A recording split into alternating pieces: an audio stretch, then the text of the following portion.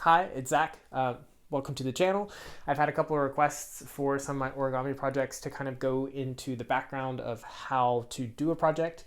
And one of the things I think is most important is picking your paper and cutting it to the right size. So I thought this would be a good resource for others. Who this video is for is people who are new to origami, or you've done a few origami type projects and you're kind of looking to take some of your projects to the next level, or you're trying to make some art look maybe a bit more different or have a little bit of a unique feel to it. In that regard, the paper you pick really can bring your projects and your artwork to the next level, especially if you're giving it as gifts or if you're going to have it as a decoration in your house. Another important thing about the paper is just because the paper looks nice doesn't necessarily mean it's going to work well for the project you're doing. So it's really important to look at paper, understand whether the pattern and the color is going to work, but also whether the thickness and the size of the paper is going to work well. So in this video, I'm going to go through in depth my experience with different types of paper and which ones I like to use for origami projects and which ones I think work the best and for which types of projects. For the first part of this video, we're going to go over how to pick the right paper. The first thing you might do if you're making your origami art or you're going through your first instruction set is you're going to say, all right, I'm making origami, I need to find origami paper. And so you're going to go to Google, you're going to go to Amazon, and you're going to type origami paper. And you'll find a few websites, or maybe on Amazon you'll find a few products that are specifically origami paper, in quotes. So most of the time when you find this will be a type of paper called Tanto. There's a wide range of paper that you might find for origami, but that seems to be the most common that I've seen and probably the most common that you will come across. It tends to be square sheets. Sometimes they are solid colors and sometimes they're patterned. I have a few examples here. So this one is a Christmas pack. So here's one that's like black and white with different patterns on it. A smaller set that's red with different patterns on it. A hodgepodge of paper that I've collected over the years. Some of them are patterned, some of them are solid colors. The most common size I see tends to be about 15 by 15 centimeters, and so that's what I'm holding right now. Tanto paper is really versatile, especially if you're starting out. You can kind of make most projects you'll see, like cranes or flowers or even some small boxes, etc. And so it tends to be a pretty good resource when you're starting out.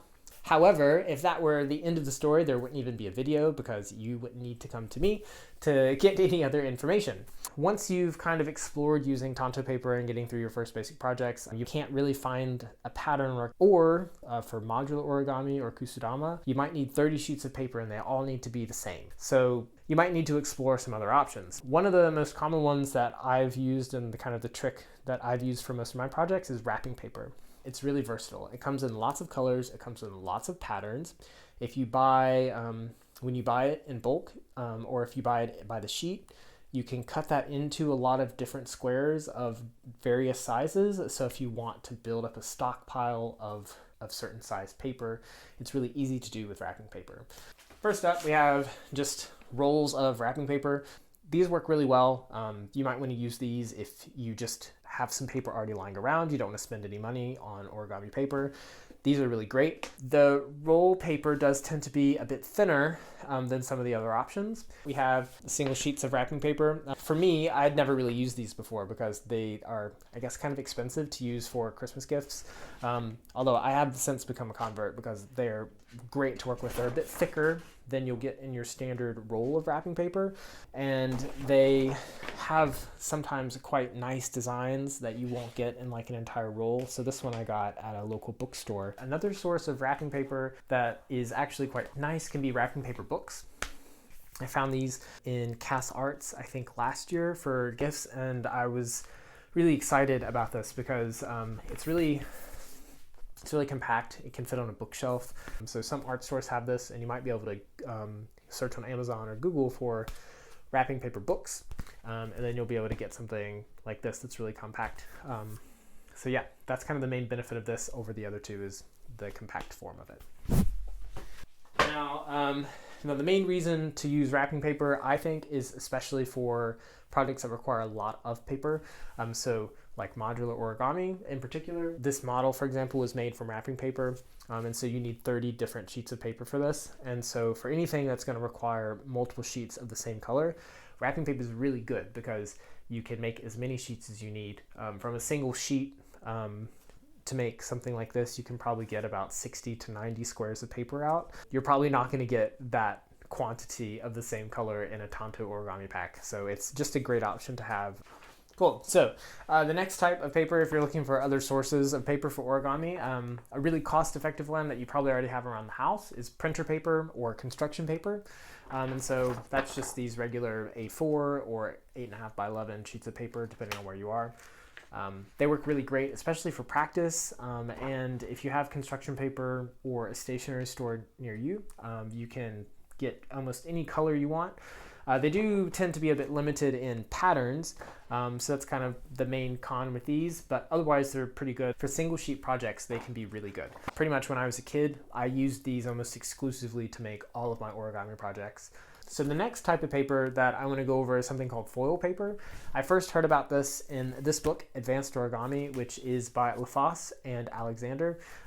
This is a pretty good book. It is some more advanced origami projects.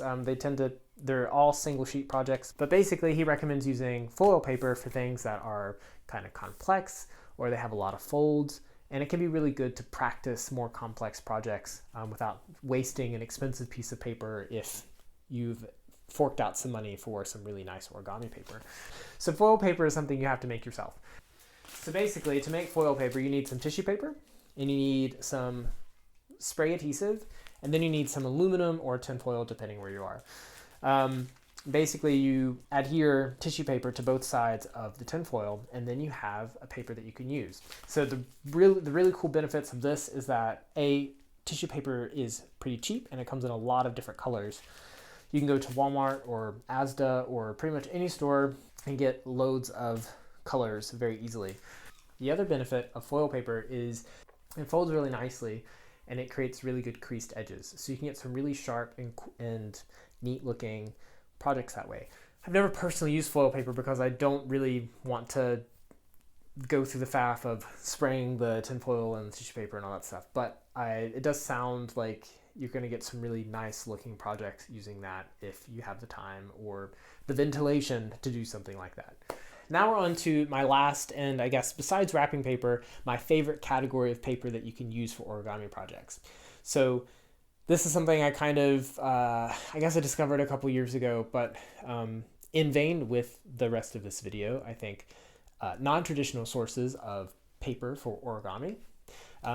Pretty much any paper you can find around your house, as long as it's not going to break when you fold it, is probably good to use for origami. So this last category is maybe recycled or upcycled paper that you have around the house. So here's a couple of examples that I've used in projects over the years and have actually worked really well. So the first is sticky notes. Sticky notes are great, especially most projects require square-shaped paper. Sticky notes are already square and they're very precisely cut. The only minor nuisance is the sticky part on the end. You can always use some cornstarch or something to remove the adhesive from a Post-it note, and then you can use it as just a regular square of paper. The next source is magazines, especially ones you've already read or just hanging around the house. You can take pages from these, get some cool images, and get some cool textures, and you can fold them and make some really cool looking stuff. You can even pick text or books or anything like that has meaningful sections or words for you, and you can make your origami projects out of those. I think that's a really cool way to add your own creative mark on something. And lastly, this is something I've been playing with recently, is reusing grocery bags or paper bags pretty much. Some packages you might get from the stores are kind of like tissue paper, and you can kind of use those. You could use those as paper for a project. Or if you get these nice brown paper bags from some stores in your area, these make really good paper for origami projects. They fold really well, they're really stiff, and they don't tear very easily. I mean, if you carry your groceries in it and it doesn't tear, I think that's a good sign, especially along the edges where it's folded. So they tend to be pretty strong as well. So it's actually nice to turn something that would normally be trash or rubbish and make it into something nice and beautiful that you want to keep in your home. So it's all the types of paper that I have experience with or that I've learned about in my time making origami. All of it is viable for projects, I promise. Here are some examples just to prove it. This kusudama is made from a grocery bag. sticky notes, wrapping paper, magazine, this box, and if you can see any of the boxes behind me, all of those are made from wrapping paper. Here's 2 examples. There's one last category of paper that I feel is worth mentioning. I've already mentioned advanced origami earlier, but if you pick up this book, there's a whole section dedicated to making your own paper and kind of going through the process of doing that. Now, I don't have the space or the resources to really do that in my current home, but I think the good thing about making your own paper, even though it is very advanced, is that you can kind of tailor that paper to the flexibility and to the thickness that you want, and you can make any color you want. If you made it this far in the video, you now know about all the different types of paper you can use for origami. If you didn't watch all of that, pretty much any paper you find, you can probably use it. So let's kind of talk about some of the important things that you might be wondering. So color is pretty straightforward. You can use pretty much any color of paper you want. If you're doing something a bit more abstract, or if you are adventuring into patterned paper, I think an important thing to keep in mind, especially if you're going down the route of wrapping paper, is that the size of the pattern is really important. For patterns, you're going to want something that's a dense pattern or something that is a small repeating pattern, especially for smaller sized final projects, because the pattern will become very unrecognizable, especially if you're making something small with a very large pattern. For example, something like this would not work well. Now, I love this dinosaur paper. I love the wrapping paper for it, but this would not work for one of those kusudama or origami balls I showed earlier, because the pattern is so big, you'll only get maybe the tail or the leg of a dinosaur showing on anything. I find patterns that are very dense or abstract make much better uses for folding origami, because they tend to not matter as much. Once the object is folded, they don't take away from the final form. So something like this could be quite interesting on a crane, for example. The wings will have the swirls on them. The neck will have the swirls, but when you look at the crane, it'll still be a crane, and it'll just have an interesting pattern on it. Cool. And the last thing to talk about for this section is something that's probably not going to be too big of a problem if you're using these types of papers, but is the thickness of the paper. And so you have quite a range of options you can use for origami. I think traditionally, especially the Tanto paper I've showed before, is in 70G or 80G, or the weight of the paper is relatively thin and flexible, and that works pretty well. But you're not limited to that. A lot of the wrapping paper I've showed today is much thicker than that, and that tends to work okay.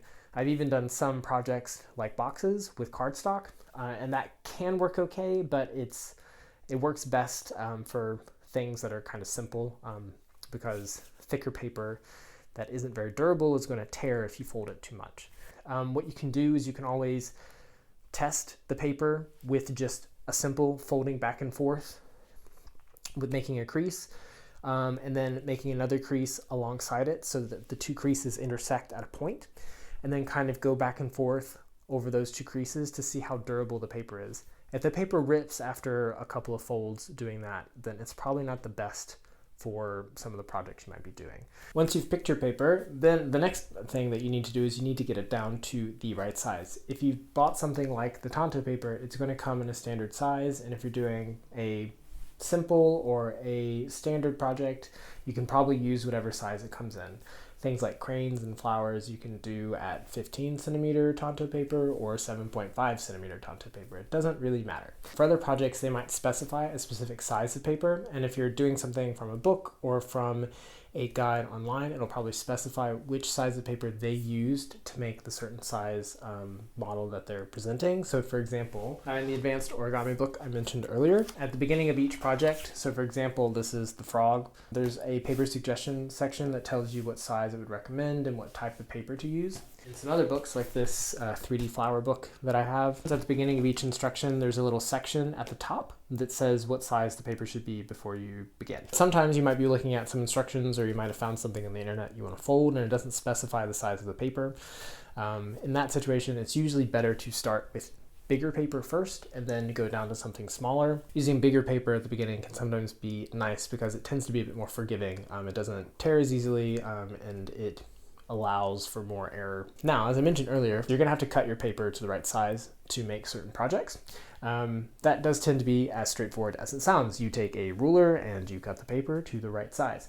However, there are some techniques that can kind of make this better, especially if you're working with something like wrapping paper or a grocery bag. You might want to go ahead and cut the whole thing up into a lot of different size squares or into the same size square, especially if you're making modular origami. So obviously for cutting paper, if you want to use scissors, you are perfectly fine doing that, especially for those single sheet projects where you're making a flower, for example, that's perfectly fine. Generally, when you're cutting your paper, especially for projects that are only using one sheet of paper, it's pretty forgiving as long as you're within a millimeter or two of the right size, and it's mostly a square shape or mostly the correct shape you want, then you're probably going to be okay. However, for projects that do use multiple sheets of paper, it gets a little bit more important because tiny imperfections can multiply and they can make certain angles not work quite as well, especially in projects like kusudama. So there are some easier ways to make it precise. So now I'm going to kind of go over my process and show you a quick way to do it using just a few simple tools. So the main 3 tools that I like to use for cutting are cutting board, ruler, Stanley knife. There's 3 main steps that I like to use. I like to cut big paper into long strips of the size that I need height-wise, and then take each of those strips and then cut them down to the right final size, whether that's a square or a rectangle. Now, you may be tempted when doing this, and you can very much try to do it, is to layer the sheets of paper on top of each other so you only have to cut a few times. This can work well for those single sheet projects where the precision isn't as important, but for kusudama, it might not work as well. It's easy for the paper to slide when it's sitting on top of each other, so I wouldn't recommend it, but if you want to go for it, go for it.